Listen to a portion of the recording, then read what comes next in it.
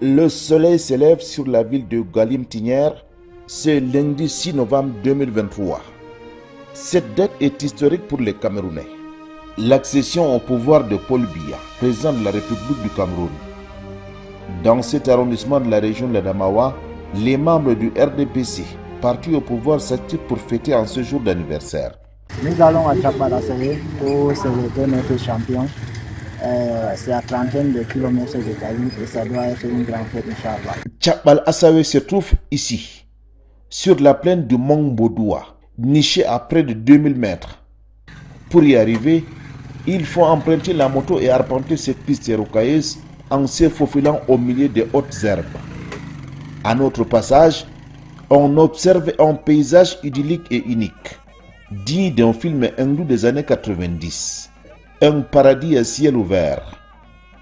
Au sommet de cette labyrinthe de granit, un accueil chaleureux nous attend.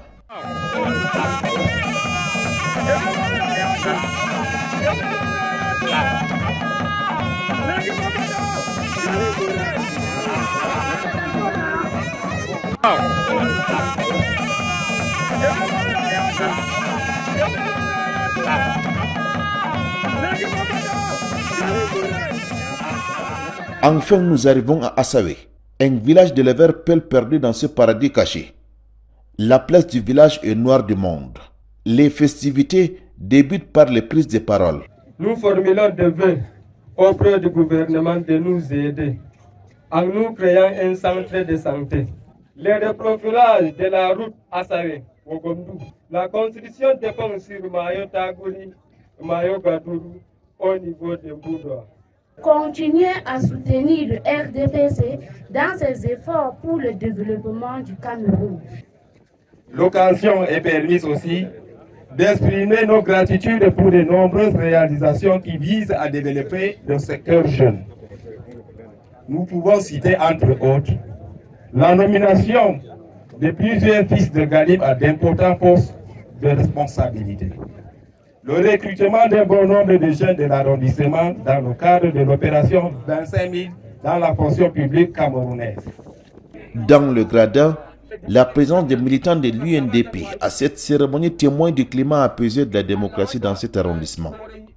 À la tête de la section Faroe DO3 depuis plus de 2 ans, Ibrahim Ayaya décide de changer de stratégie pour jouer avec la politique de proximité. Si nous avons opté de venir fêter ici, c'est parce qu'il faut fêter avec les siens.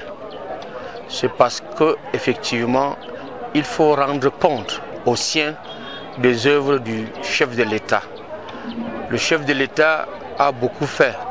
Il y a certes ceux qui le savent, mais il faut toujours le rappeler et le marteler. Vous savez, ne restez pas au pouvoir qui veut, c'est qui peut.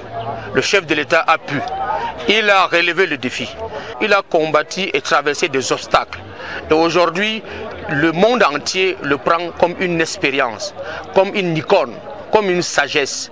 Et c'est de ça qu'il s'agit. Voilà pourquoi les chefs d'État font le tour au Cameroun pour apprendre du chef de l'État, son Excellence Paul Biya, président de la République, président national de notre grand parti, le RDPC. Amadou Djomna, militant de première heure, est confiant de l'avenir du RDPC dans cet arrondissement.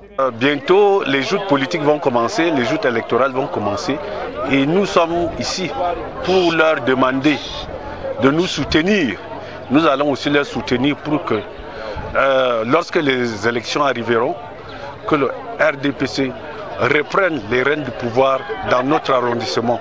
Une nouvelle sous-section a été installée pour redynamiser le parti au niveau local. En dessous du drapeau tricolore qui flotte au gré du vent, des cavaliers nous offrent un spectacle inédit.